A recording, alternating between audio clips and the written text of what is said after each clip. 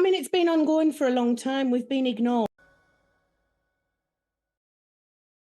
I mean, it's been ongoing for a long time. We've been ignored. We've been to our trust with a lot of concerns. Just had very little response. Oh, it's being dealt with. The matrons are discussing it. It's a very sensitive issue. Just sort of swept aside, I think, in the hope that we were going to just kind of forget about it and shut up. I think to go public was just to try and gain some attention, really, from the government to try and look at the policies around this, because there's nothing in place at the minute to protect women. It's literally a self-ID situation where, any person can just say the ID is a woman and go in. We were talking about it one day, and obviously there's one of the girls who didn't want to be named, who suffered from abuse as a child. She also was stood there, and there was three of us chatting, and one of the international girls she just said how she was stood there without a top on in the changing room. She knew nothing about this situation going on. Nobody had told any of us.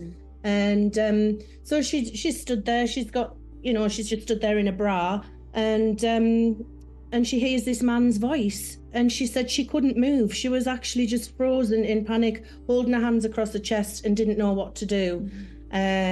She was just so horrified. I think people are so terrified. I mean, a lot of the Muslim colleagues work in theatres, and people have expressed that they've been silenced through there. People have been brought in for disciplinaries if they've mentioned anything about the changing room situation. So they're threatened, and it's really governed by fear. We have been made to feel like we're bigots, and that we're we're transphobic and we're bullies. Yeah.